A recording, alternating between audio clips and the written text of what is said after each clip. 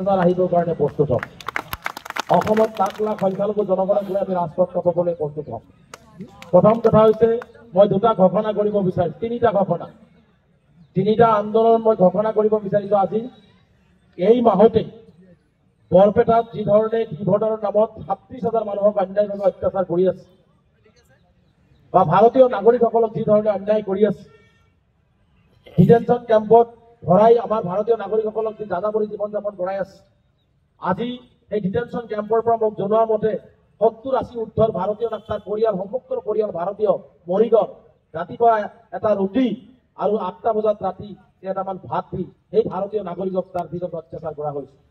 গতিকে মই আগতেও কৈছো, আজিও কৈছো যে আমি সমাজখন পৰিৱৰ্তনৰ কাৰণে এটা পৰিৱৰ্তন যাত্ৰা আমি কৰিব লাগিব, লগতে আমাৰ অধিকাৰৰ কাৰণে আমি ৰাজপথত ওলাব লাগিব। গতিকে মই বৰপেটাত, দৰং আৰু নগাঁও এই তিনিখন জিলাত এইটো মাহৰ ভিতৰত ৫০,০০০তকৈ অধিক মানুহেৰে পৰিৱৰ্তন আৰু অধিকাৰৰ যাত্ৰা আমি আৰম্ভ কৰিব লাগিব।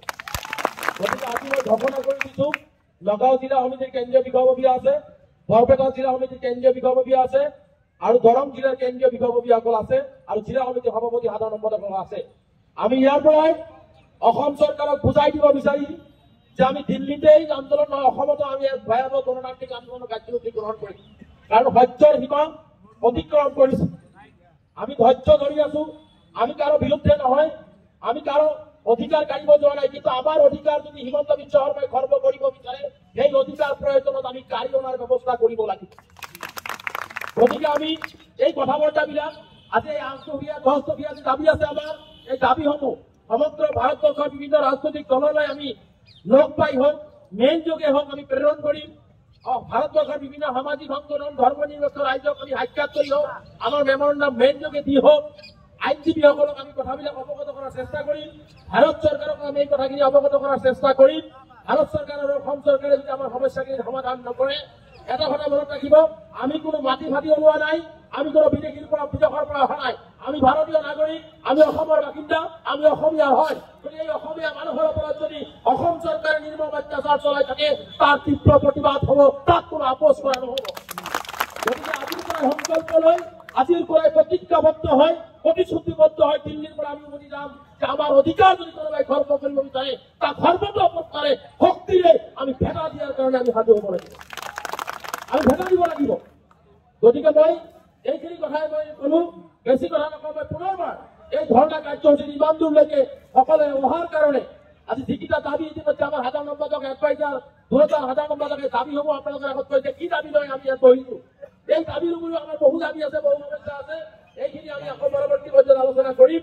নিশ্চিতভাৱে আমাৰ এই সমস্যাখিনি গৰাখহনীয়াৰ পৰা আৰম্ভ কৰি, আজি ভূমি প্ৰদানৰ পৰা আৰম্ভ কৰি, উচ্ছেদিত পৰিয়ালৰ সংস্থাপনৰ পৰা আৰম্ভ কৰি, উচ্ছেদিত পৰিয়ালৰ ছাত্ৰ ছাত্ৰী শিক্ষাৰ ভৱিষ্যত সুৰক্ষিত কৰাৰ পৰা আৰম্ভ কৰি, আজি হেক এনকাউণ্টাৰ কৰি পেলাই যি ধৰণৰ এটা পৰিৱেশ ৰচনা কৰা হৈছে, তাৰ CBI ইনকুৱাৰী বিচাৰি জাহাংগীৰক হত্যা কৰা হয় ঢেকুৱাখানাত, তাৰ ন্যায় বিচাৰি CBI ওচৰত আমি তদন্ত বিচাৰিম।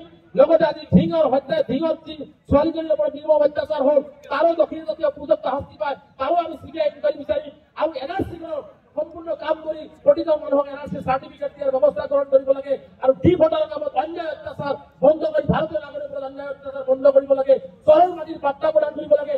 স্কলাৰশ্বিপৰ কাৰণে যি ধৰণে মানুহৰ আজি ছাত্ৰ ছাত্ৰীসকলে সংখ্যাৰ পৰা বঞ্চিত হৈ আছে, আজি কেইটামান স্কলাৰশ্বিপ পাইছিল, সেইটোও এই কেন্দ্ৰীয় চৰকাৰ আৰু অসম চৰকাৰে আজি বন্ধ কৰি দি সংখ্যালঘুসকলক শিক্ষাৰ অধিকাৰৰ পৰা তেওঁলোকক বাধা দিব চেষ্টা কৰা হৈছে, সেই স্কলাৰশ্বিপ ওলাই দিব লাগে। এই কথাবিলাক লৈ আমি পৰৱৰ্তী পৰ্যায়ত আমাৰ ৰণনীতি ইতিমধ্যে আমি তৈয়াৰ কৰিলোৱে।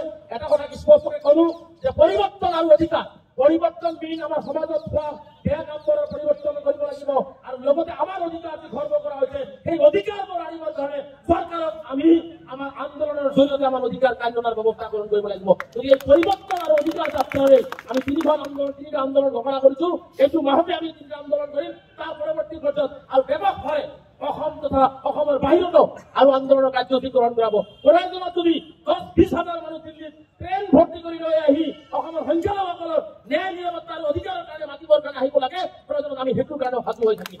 গতিকে এইখিনি কথাতে মই পুনৰবাৰ আমটোৰ প্ৰাক্তন সভাপতি আইনুৰ ৰহমান ডাঙৰীয়া, আইনী উপদেষ্টা খাদ্দাম হোসেন ডাঙৰীয়া, দিল্লীৰ বিভিন্ন স্তৰত থকা আমাক সহায় কৰা বিভিন্ন বুদ্ধিজীৱীসকল, বিভিন্ন সংগঠন, লগতে আমাৰ বিভিন্ন পৰ্যায়ৰ আমটোৰ কেন্দ্ৰীয় উপসভাপতি, সাধাৰণ সম্পাদক, এডভাইজাৰ, সহকাৰী সম্পাদক বা কেন্দ্ৰীয় সমিতিসমূহ বিষয়ববীয়া প্ৰতিখন জিলা সমিতিৰ সকলো বিষয়ববীয়াক মই কেন্দ্ৰীয় সমিতিৰ ফালৰ পৰা